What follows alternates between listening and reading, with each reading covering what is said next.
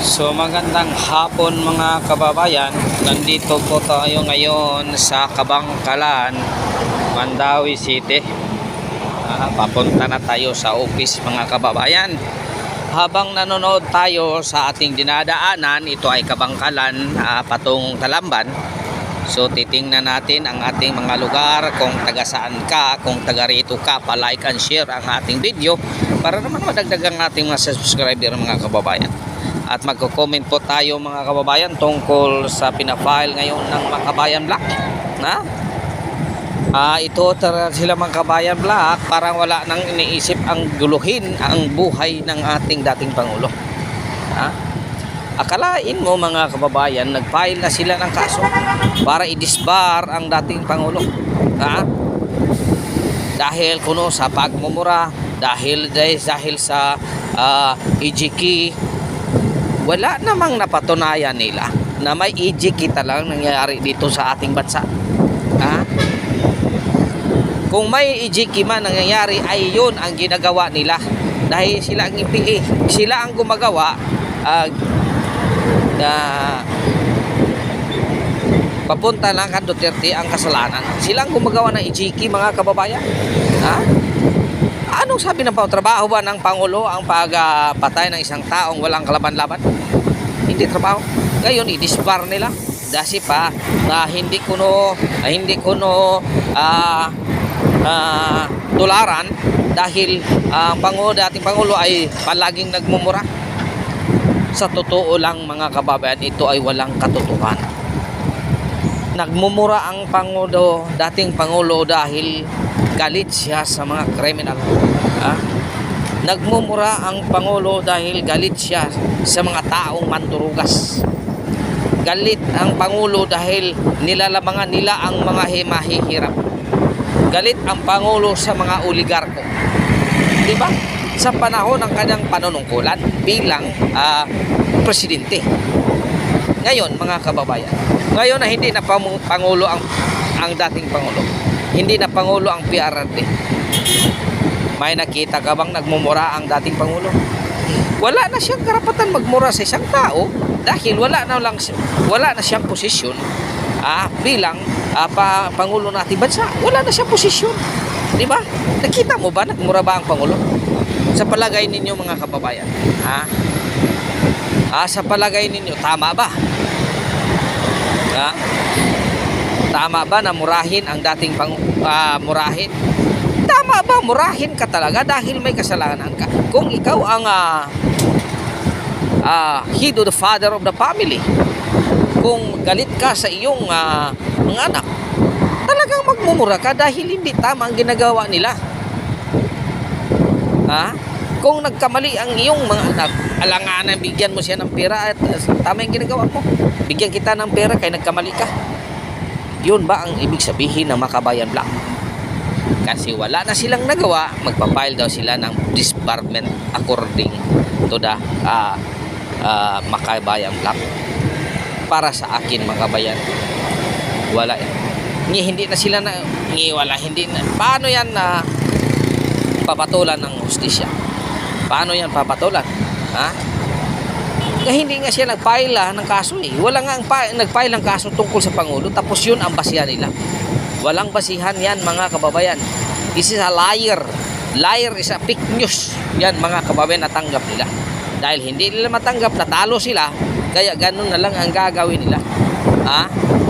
Hindi man nila matanggap na talagang talo sila. Kasi gagawa silang paraan, i-disbar mo.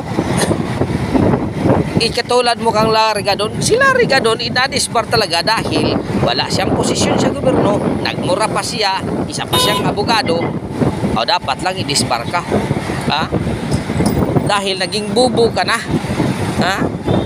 Wala kang posisyon sa gobyerno, wala kang posisyon tapos magmura ka. Isa kang professional, isa kang abogado tapos magmura ka. Di naging bubo ka.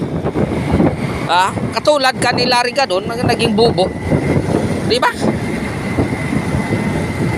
Ito ang Pangulo, nagmura siya. Naging mayor siya, nagmura siya. Kasi may ginagampanan siyang tungkulin dito sa kanyang panunungkulan.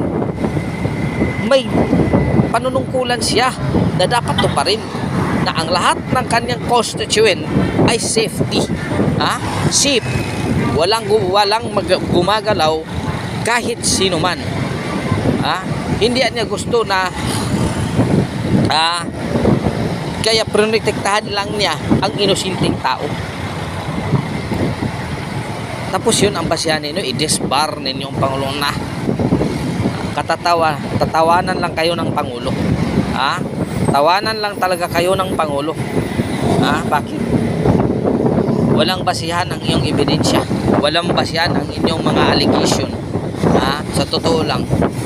Kaya kayo, mayroon naman kayong pag-aralan, mas mataas pa kayo sa pinag-aaralan kaysa akin, pero sa akin, in my view,